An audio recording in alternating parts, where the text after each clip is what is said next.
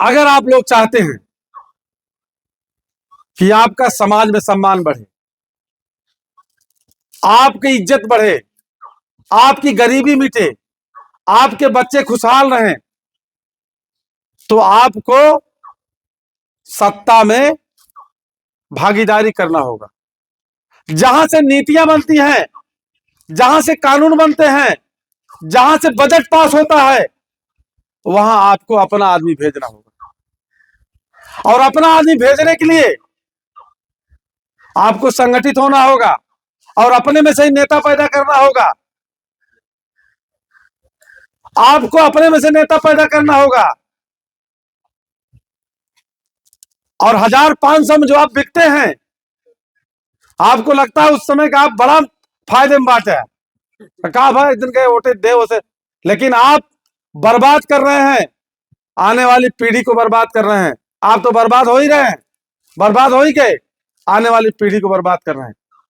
अगर आप चाहते हैं कि संविधान लागू हो देश का, तो संविधान को लागू करने के लिए ईमानदार लोगों को विधानमंडल में और संसद में भेजना होगा। ईमानदार लोग वहां जब जाएंगे, ईमानदार लोग बैठेंगे वहां, तब संविधान को लागू करेंगे। मैं मंच के माध्यम से बात कहना चाहता हूं, आज तक जितने लोग गए हैं चुन करके, उसमें से ज्यादातर लोग बेईमान लोग चुन के गए, तो संविधान को जानबूझ करके नहीं लागू होने दिया। और संविधान के न लागू होने से देश की प्रगति रुक गई है, देश की उन्नति नहीं हो रही है। जब तक देश अमीरी और गरीबी में बटा रहेगा, जब देश जात और धर्म के नाम पे उलझा रहेगा, तब तक देश की उन्नति नहीं हो सकती। आप खेत देख लीजिए, खेत अगर उबड़ खाबड़ हो तो फसल जो है ठीक से नहीं होती है। ठीक इसी तरह से अगर सड़क उबड़ खाबड़ है तो बढ़िया स्पीड नहीं बन पाती है।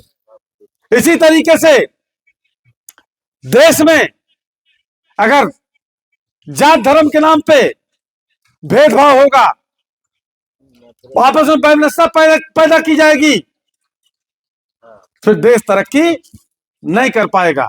यही स्थिति है देश में।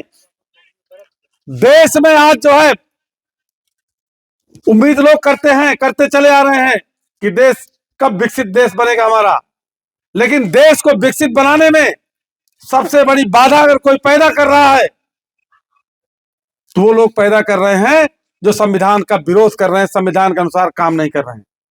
संविधान के अनुसार काम न करने के कारण देश में भाईचारा सौहार्द नहीं हो पा रहा है, और भाईचारा सौहार्द न होने के कारण देश प्रगति नहीं कर पा रहा है।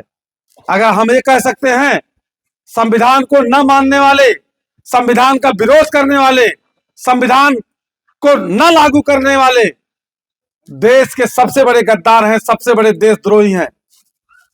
क्योंकि संविधान अगर लागू हो जाता ढंग से, संविधान अगर सही से लागू हो जाता, तो अब तक देश में सामाजिक जो भेदभाव है, जो ऊंच नीच है, जो अमीरी गरीबी की खाई बनी हुई है, वो मिट गया होता, अब तक देश खुशहाल हो गया होता।